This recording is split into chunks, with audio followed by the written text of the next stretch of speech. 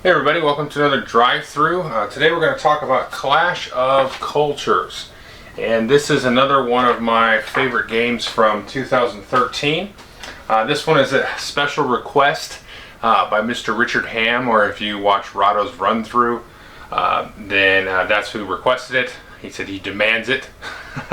So anyway, I'm going to play this two-player, and by far the weakest player count to play it with is two-player. The best player count to play it with is four-player. Now the one thing that we're going to be missing here is the trading aspect, because in this game you can trade resources, you can trade cards, you can trade all kinds of stuff. And doing that in a two-player game is just plain silly. Now thankfully the rest of the game is awesome, but the trading is, and can be, I should say, a good chunk of the game. And it's a civilization game, so there should be some kind of trading into it, actual trading, not like necessarily something driven by mechanics and levers that you pull. Although there is a kind of, what is it here, trade routes and currency bartering technologies that you can get, which is pretty neat, that you can do in this game. So there is trading mechanically, so to speak, beyond just like player bickering or dialogue back and forth. So I'm just going to play two-player. I'm going to try to play through a full game. If I don't make it all the way through, I'll probably have a good reason. But let's go ahead and jump into how it's going to work, and then I'll come back and kind of give you my final thoughts about how it went. So here's how the game may look at setup in a two-player game. You can see we have these face-down tiles here. These are what the players are going to be exploring. Each player has a sort of fertile ground for food. So if we take a look at that sort of plains area, we've got a settlement and a settler there. A little bit of forest for wood, and then a mountains for ore. And then these desert areas are basically barren. There's no real good of anything you can get out of there. However, if you take the irrigation technology, your cities may collect food from barren spaces, and you can also actually ignore famine events. So a big part of this game here is going to be buffing up your technology. You've got several different categories there. As you can see, you start off with a little bit of agriculture and construction, you got mining, you got maritime, education, warfare, spirituality, economics, culture, science, and then you have three possible governments that you can participate in. You could have a democracy, you can have a autocracy, or you can have a theocracy. So what players are obviously trying to do is build the best civilization. Now that you're going to do that through scoring points, and one of the main ways to score points is to get your city pieces out onto the board. So you have various buildings that are going to have different effects for you and give you little bonuses and things like that, but basically each one of those that you get out on the board is going to be worth a point. Each advancement that you take in the game by placing these cubes in these awesome player boards is going to be worth half a point, so every two is going to be worth a point. And players are dealt two types of cards in the game. You've got action cards here, and you also have these goal cards. And so these, actually they're called objective cards. And so they give you two ways to score points. So if you score these throughout the game, you can see all of these are worth 2 points apiece. And just a quick note on the action cards. The top part of the action cards are sort of a normal sort of, civilization, economic kind of type of thing that you can do. And then the bottom half of all these cards is going to be sort of a combat idea. So, adding more dice to roll, buffing up your dice, changing up, getting a little initiative on the attack and stuff like that. So you're going to have some choosing to do between using the top card or the bottom card and holding on to that. And you're going to get one of these every round. One of each. You're going to get a new objective and a new action card each round. Most of the time you usually let these accumulate over maybe the first 2-3 rounds, and then now you have a little bit more options as what your goals are in the game. The final way to score points here are with these wonders. These are all worth 5 points. I'm not going to look at them because you don't really know what's going to be available. They also give you a cool special ability, and as you can see here, we're going to play over 6 rounds, 3 turns per round. So let's go ahead and jump into it. I've magically designated the yellow player as the start player, so they got the start player token. And they're going to take their first turn first. So in each of the 3 turns within each round, you're going to get 3 actions. So basically 9 actions across the course of one single round. So like any good civilization game, your turns are going to actually start out very simple and then get more dynamic and complex as time goes on. You got a nice little player aid here. These are actually detached, and these give you a nice summary of everything, how they cost, and a little bit of the turn breakdown, all kinds of good stuff. The first thing to note is that you have 2 food. Everything else here is at 0. You've also got, let's see, wood and ore and ideas and also gold. And then you have a happiness and a cultural tracker here, and you'll also be accumulating happiness and culture tokens up there. I'll explain what those are for sure. But the first action that the yellow player is going to do, he's actually going to spend 2 food, and players, you can see, actually are capped at 2 food until they build storage there. So you can't ever get 2 food above storage. So they're going to spend 2 food, and you can do that to take an advancement. What I'm going to do is I'm going to advance irrigation because I know there's a fair bit of famine events in the deck, and you don't want those to bite you. They can kind of set you back early game. So I've done that. Now you can see these different advancements have little outlines. Some are yellow, some are blue. Whenever you take an advancement that has yellow, you increase your happiness marker there. And likewise for blue, if you take a cultural type of advancement, you're going to increase your culture. You're also going to get a happiness, or in the case of blue, a cultural token. And again, you just store the tokens here in these little dishes. So that's the first action for yellow, and the next thing they're going to do is going to explore. So they're going to move their settler here 1 space. So you can, when you take a movement action, you can move up to 3 different groups, 1 space each. They're going to explore into here. We're going to see what we get. So we can see this is the token that we explored. Now unfortunately for yellow, you can see here any of these spaces that have 2 planes or 2 food tiles, if you will, they're always going to have this little barbarian icon, which means we're going to have to put a barbarian settlement there, which can be both good and bad. Now since the yellow player moved in from this hex to this hex, we can't put the water there. Basically the orientation of the hex always has to do with where the water is, and the very first rule that you cannot break is you cannot drown whatever unit you are moving in there. So we're going to flip that around, and then that is where he's going to end his movement.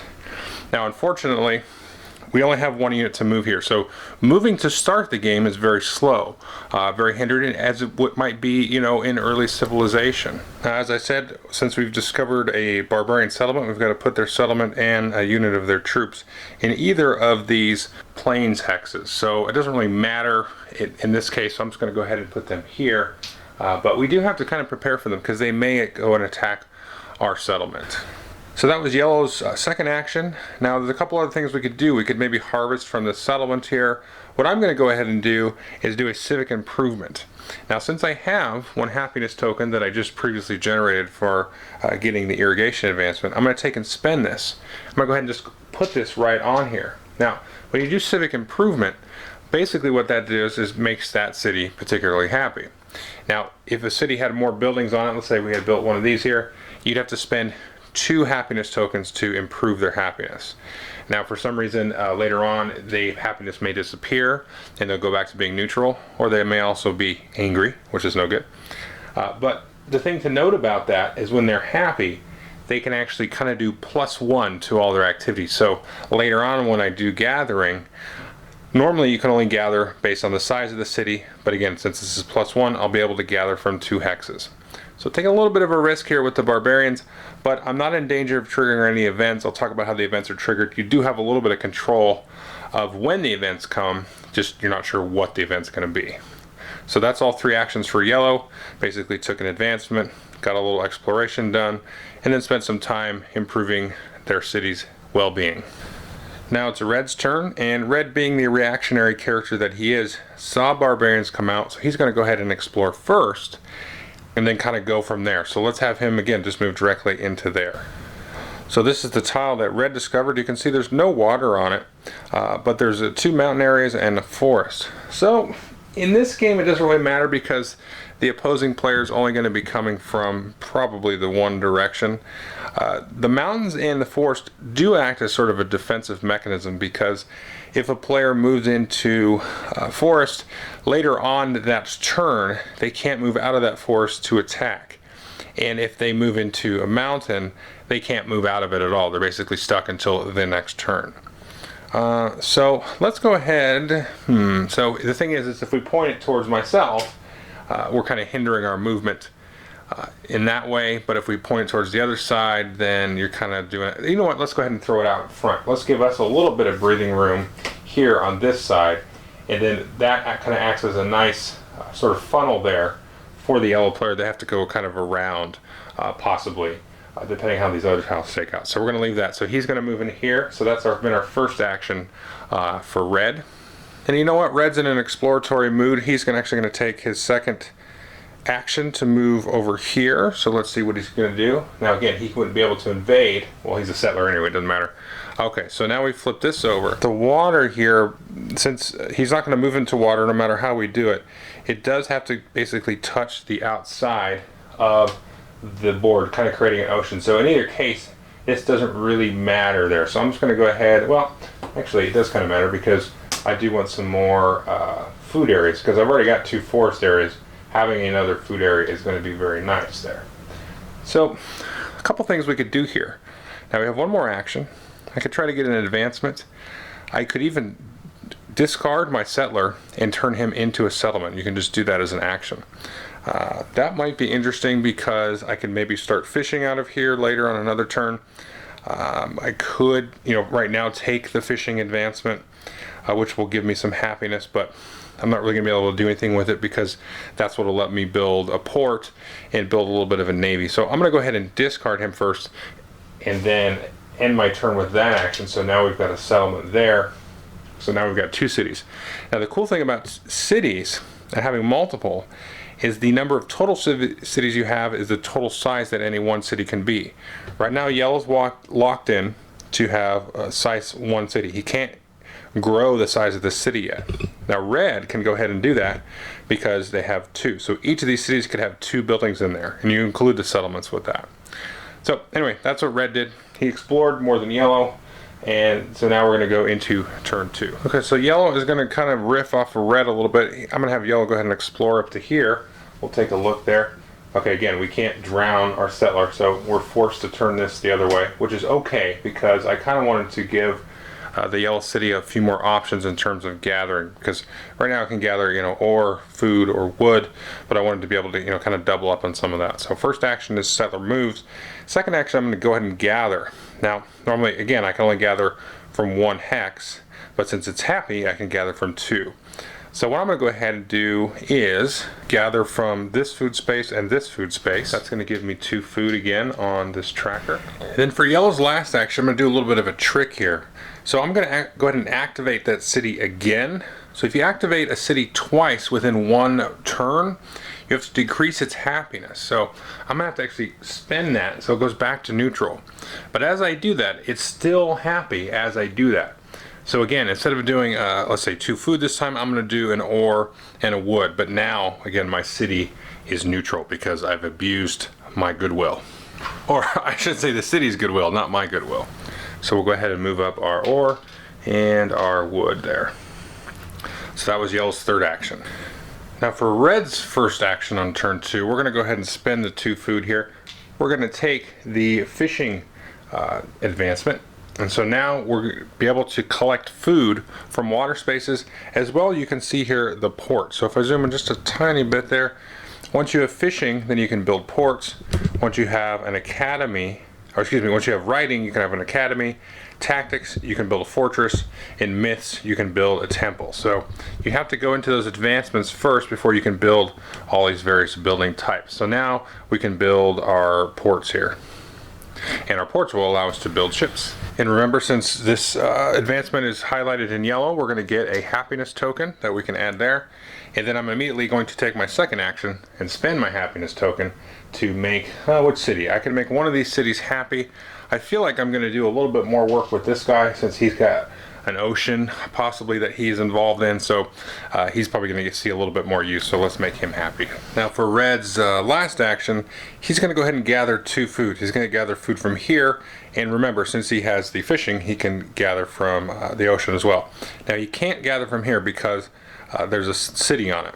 You can gather if you have your units on a tile from there, but if there's enemy units, then you can't gather. But even if it's a friendly city, you can't gather because this city's kind of, locked up this again, so this city can't gather from that food as well. And I feel like I forgot to say that you can only gather from adjacent tiles. I think I did, but if you're not familiar with the game, you can only gather from adjacent tiles unless you get the, let's see, the husbandry action there, which also works nicely with the roads. And then you can actually gather from up to 2 spaces away, so that gives you a little bit more spread and variety of the resources that you can try to pick up. So after gathering his food, that was Red's last action, so we're going to go to turn 3. This will be the last turn before the end of the round. We'll do some different cleanup and things. Now Yellow's going to have a little bit of an interesting turn here. You can see the proximity of barbarians. That's going to be a bothersome pain, probably in a couple of turns. So let's go ahead and try to prevent that a little bit and get kind of the leg up on these dastardly barbarians. Let's have Yellow continue to be the smart conservative player here. They're going to spend 2 food for another advancement. They're actually going to take storage. And again, now with storage, once you have storage, you can have more than 2 food. You're always capped at 2 food. So they've taken storage. That's going to advance their happiness. Now, if we take a look here, if you see there, once happiness or culture hits level 3, you're going to trigger an event. You got to flip an event card and see what happens. And that happens, if happiness hits it, there'll be an event, and then if culture comes along later and hits it, there'll be another event. And that's going to happen every so often there on the track. So you don't have control over what the events are, but you have sort of control. Basically, how fast you're growing your civilization is going to see how fast the rest of the world is reacting to you, almost like an AI of the game. So we've gotten that, so we're going to get, again, a happiness. Anytime you advance happiness or culture, you're going to get a culture token or happiness token that you can spend. And what we're going to do is we're going to go ahead and just spend that again right away and put that right on there. And then now again we can gather from 2 separate spots. So we're going to gather ore and wood again, which is going to put us at 2 for each of those. So that's all 3 of Yellow's actions. Now since Red has access to this water port here, we're going to kind of gear them towards that. Now that's not to overlook the fact that Yellow does have access to water as well. It's a little bit further of a distance, but Yellow's got to keep that in mind, and so does Red, and vice versa, because there are rules for basically circumnavigating the globe, if you will. So once this tile has been revealed, and if a player has the navigation advancement, they'll be able to sail ships out here sort of like around the Earth and then come in on this side. So you can go around this globe. It's a pretty cool little mechanism here. So this could be sort of a beeline for either player to get at the other.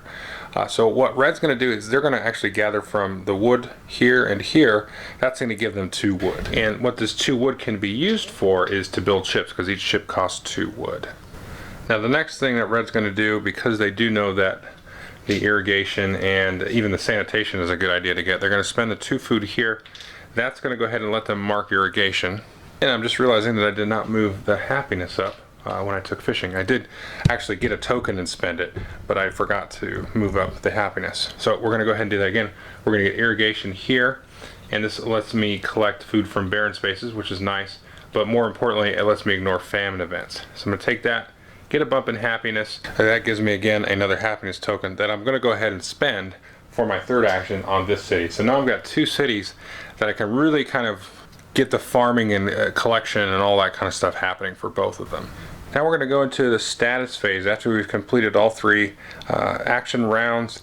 Then we're going to check status. So if anybody has any of their objective cards that they can complete. Now here we have the Yellow's card and the red card they were dealt.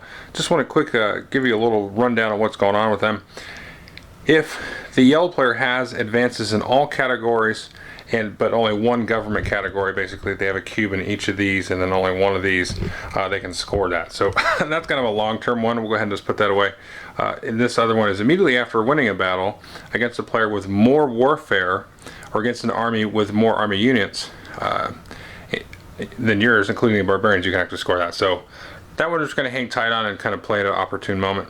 Now the red player has an interesting one. You have at least 3 food, 3 ore, and 3 wood at any time you can play that. That's pretty cool, because that's, you know, that's going to happen, so you can kind of sit on this. And the other one that's neat here is immediately after capturing a player city with an army attacking from a ship. Well, they're working on building ships, so this is going to kind of come in handy for them. Now, this is one of the resources that can be traded and should be thought of to be traded quickly, because if you're playing like a 4-player game, if I'm way on this corner and the other guy's way on that corner, we probably aren't going to do a whole lot of interaction until maybe the very kind of tail end of the game.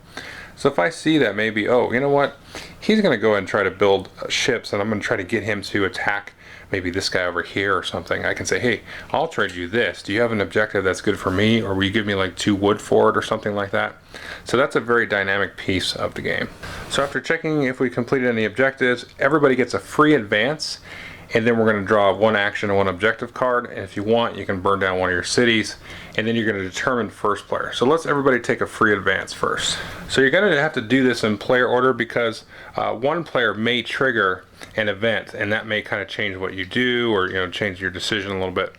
So if, for example, yellow here takes a happiness based advancement, he's going to move up and trigger an event. So red should really wait and see what he's going to do.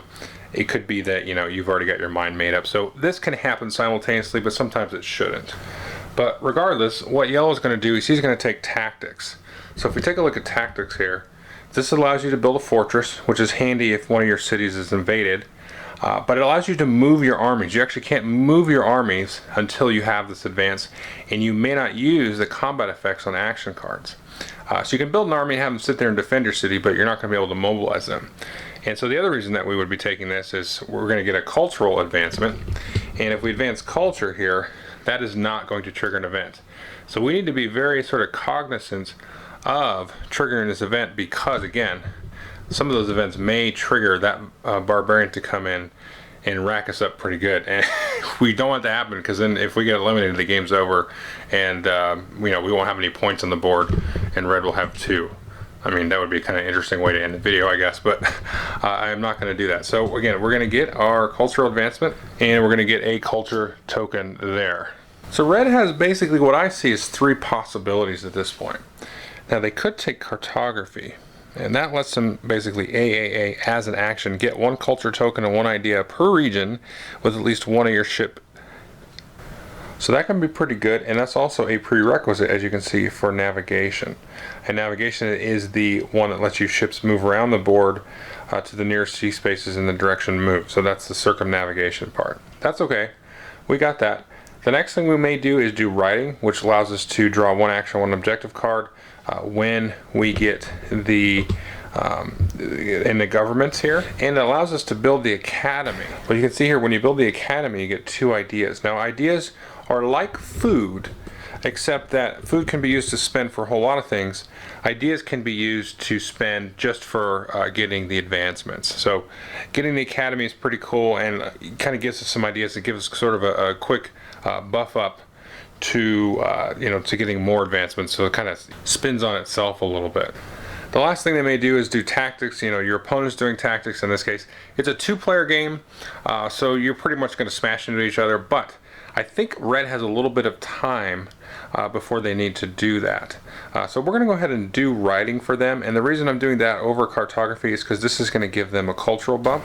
And that's good, because if we take our cultural level plus our happiness level, we can see 1 + 2 is 3. That is also currently where yellow is at, and that's how you're going to wrest start player away from yellow. If you have a higher total of your happiness and culture, whoever is the highest gets the culture, or excuse me, the first player. Now since it's a tie, yellow will retain it, but we don't want to let yellow get too far ahead, and we're playing catch up for the whole game. Now yellow has received their objective card and their action card. Let's just look at the objectives. You have all 4 science advances, and immediately after capturing a player city with an army attacking from a ship. I'm sure red would probably like that, but yellow, it's good that yellow has something like that as well. And then red now has this objective. You have all 4 advances in either democracy, autocracy, or theocracy. You can only complete 1 government objective, that's the name of the objective, per game. And then the other one is immediately after capturing a barbarian settlement defended by at least 2 barbarians. That one may be tricky. And then I'll talk about the action cards when I use them. I'm not going to mire down in too much minutia. So we're going to go into round 2, turn 1, and start with yellow. So I think it's time for yellow to deal with these barbarians. Now if we take a look down here at their resources, we can see they have 2 ore and 2 wood. Now I need a couple of food to start generating some army units.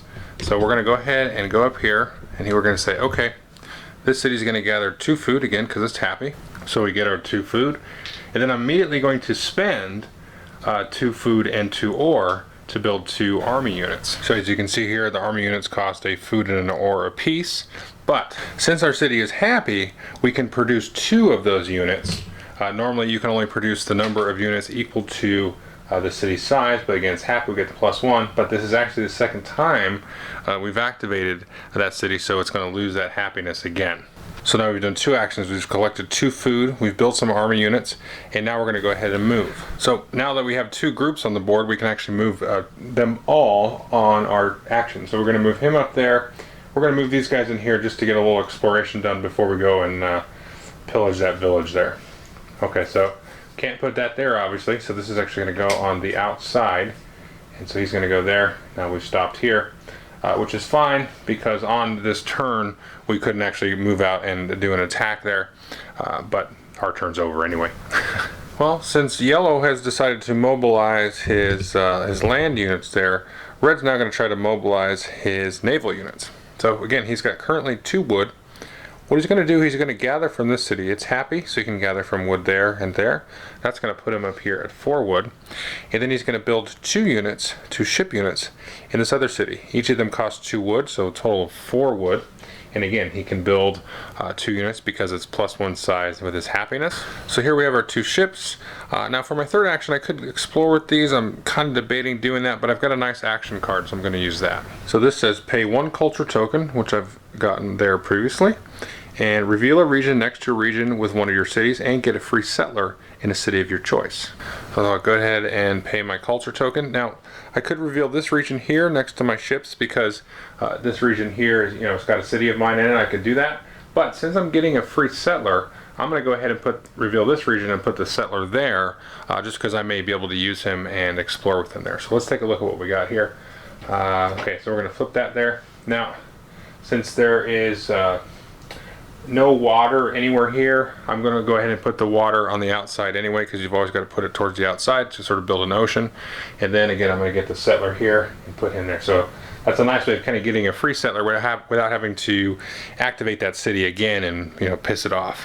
So that's the end of turn 1 in round 2. We're going to go to turn 2. Well, the first action for yellow is going to be pretty straightforward. We're going to go ahead and move these 2 units again. I'm going to go ahead and move the settler first, and then we're going to move our 2 units here into fight the barbarian. So let's see what we got here with our settler. So, okay, so we couldn't put that here because that's going to drown our settler. So we're going to go ahead and put it there because it's got to match water anyway. So that is interesting. So now we've given a little bit of shape to our world. A little bit of a large-ish ocean over there, and now he's moved here to hopefully settle a city. I don't know what yellow's problem is. He's not doing much settling. He just wants to fight everybody. So he's moved. Now we're going to move these 2 folks into here. Now what happens in combat is you immediately resolve it, and basically you roll a die for each of your units. So I'm going to roll 2 dice, and the barbarian's going to roll a die. And then you're going to divide the total value by 5. So if the barbarian rolls a 5 or higher, he's going to get a hit.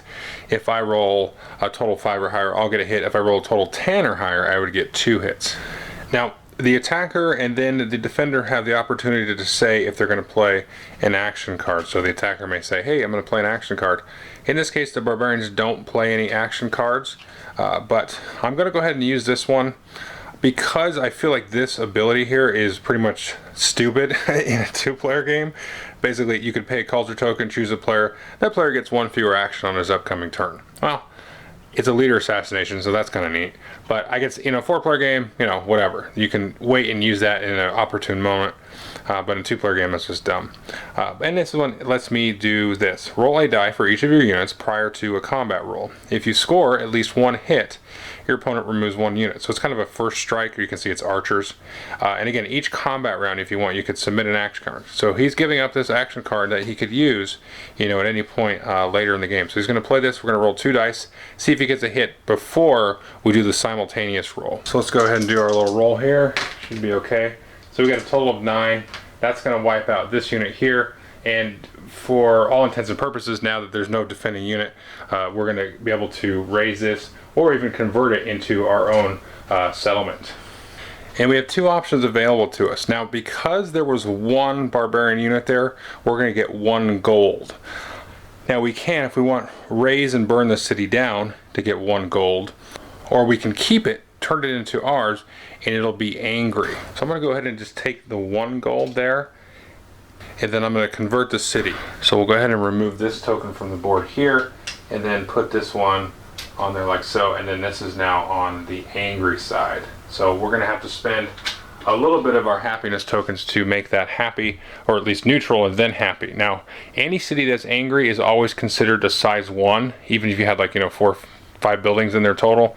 Right now this is a size 1 anyway, so it's not the end of the world, but we will want to try to improve its happiness. And I don't think I've mentioned this before, but gold is basically a wild resource. It can count as anything, food, or even ideas, or wood, whatever. So it's very handy. So I think for my second action, I'm going to put these newly conquered people to work, and I'm going to have them just gather some food. So we'll gather the food, and I'm immediately going to spend food and gold, which I'm going to count as ore, and then also here wood. And I'm going to do that to build a fortress. And the fortress is going to be constructed here. Now remember, now I can do this because I now have 2 cities. So now I can have a city of size 2. And because I've increased the size of the city, this guy can actually gather from 2 places. Or if I made it happy, then it could have it gather from 3. However, now because I've increased the size, it's more difficult to make it happy. Because again, you need to spend happiness tokens equal to the size of the city to change its happiness level. So now I've got to spend 2 instead of 1. So it's easier to make the small cities happy, let them grow and hopefully stay happy, than it is to make a huge metropolis happy. So that's 3 actions: movement, gathering, build. Now Red's in good position to do some gathering. He's got 2 happy cities, so we can go ahead and gather, let's say, 2 food from this city and then a wood and an ore from that city. Now because he's got so much of a gathering engine happening, he's going to go ahead and buy this storage. He's going to spend the 2 food he just got here. He's going to go ahead and mark storage because it is a little bit of a pain to sort of, waste food like so. I have seen folks kind of go a while without storage, but not usually. So we're going to spend the 2 food we just got to do storage. Now, the trick to that is we're going to trigger an event. So we're going to get our happiness moved up. We're going to go ahead and get a happiness token that we're going to put on our board, and we're going to flop an event card. Now, he doesn't have any, well, there's no barbarians on the board at all, so now's a good time to flop an event. And as you can see here, they both have irrigation, so the only thing that either player is going to be really worried about is a sanitation type of event. So here's a very interesting event. It's called the Great Prophet. One thing to note is that we're going to have to add a barbarian settlement onto the board. And then this card's going to go face up here and for everybody to use. And so the first player to pay 1 culture token on his turn may, as an action, get a free spirituality advance over here, and increase city size with a temple and a city of his choice without activating it. Other restrictions, rules, resources may apply, then discard this card. So that is a pretty cool little thing. Great Prophet has come along, and so somebody's going to try to take advantage of that. Now, unfortunately, for Red, he's a little behind the 8 ball because he used 2 actions to gather from the 2 cities, and then he went and bought storage for his 3rd action. So even if he had a culture token to spend, Yellow here is going to get the initiative because not only does he have a culture token, but Red's used all their actions, and now Yellow's going to go. Now, before I forget, we should also make sure to add the Barbarian onto the board. Now, the way that works is when you get that icon, you've got to add a Barbarian Settlement on the board within 2 spaces of one of your cities. Well, what we want to do is put it as close as we can to the other player's city so that maybe it activates and attacks them. So this is within 2 spaces of both our cities, and it theoretically is within 2 spaces of the player's city there. So we'll go ahead and add that there. Now, I think Yellow has their turn kind of mapped out for them based on this card, since they can take advantage of that. So the first thing we're going to do here, now if you notice, Yellow has currently 1 wood, and we're going to go ahead and gather from this spot here. We're going to gather a food and an ore, so that's going to bump us up here, and then that's going to give us enough to pay for the temple indicated by this card. So the first thing we're going to do is we're going to pay the culture token. We're going to get our free spirituality advancement, which in this case must be the top one. I'm not sure if I pointed this out, but to start working advancements in these different trees, you've always got to pick the top one first, and then after that you can pick any of the others. The only exception to that is the different governments. You've got to pick the one right above it, and then you can jump in the top one and move down. And of course there also are some of these that require like a prerequisite. Navigation obviously requires cartography. So we paid our culture token according to the rules on the card. We've gotten our free spirituality advancement, and we can also increase the city size with a temple of his choice, and you still got to pay the resources. So now we have all the resources to do that. But since we've increased spirituality, which with the yellow marker there, we've got to bump up our happiness level, which is going to trigger an event. And before I forget, take the happiness token as well. And so this is actually pretty hilarious. I've never seen this happen. So we have a plague here. So sanitation, players who have sanitation advanced may ignore this. Nobody's got sanitation. Remember how I said that it was important? Number 1, all players reduce the mood of one of their cities, and no cities can increase in size for any reason until the next status phase. So because I'm resolving getting my spirituality advance, I can't increase this because it says other restrictions, rules, everything applies. So I'm boned out of that. Now whatever this prophet was trying to sell me, obviously he was bringing bad tidings. So this is probably more of an Old Testament type of prophet. So he's boned me out of that, and then I've got to reduce happiness. Both players do. Well, it's a very simple quote-unquote decision for yellow. They have to reduce that to angry. So now they have 2 angry cities. Interesting. And then red here's got to remove happiness from one of these to put them to neutral. So we'll go, like I said before, we'll go ahead and leave that one happy, and then this one will go back to neutral. Now that was yellow's second action. So they gathered and then played that card. And again, I got to remember that nobody can increase their city size no matter what until the end of this, but we're going to go to the status phase at the end of this turn anyway. So it's not too much of a hindrance, but it's going to slow us down, at least for this turn. Well, this is kind of a bummer because this is now a size 1 city. He's a size 1 already, it doesn't matter, but I've only got 1 happiness token to spend. I would like to get another one so I can get this guy back to neutral. I think what I'm going to do though instead is I'm going to ride Angry Train a little bit here with yellow. They're going to spend, let's see, food and an ore, and I'm going to go ahead and build another unit. And so since I have not activated the city yet, I can go ahead and do that. Now you do have a limit of 4 army units in a particular location. But there are barbarians right across the street here, so I can maybe go ahead and play a little bit of Attila the Hun with yellow. So that was the third action for yellow. They're done with their turn. Okay, so red is going to try to get back to being happy. They've still got a happiness token they're going to spend. So this city's now happy. And I should clarify, when you do that civic improvement, that isn't considered activating the city. That's outside of those normal activations that will, lower the happiness. So that was one action. Second action is going to be able to, we're going to go ahead and gather food and ore. So he's currently at 1 ore. He'll go up to 2 ore plus a food.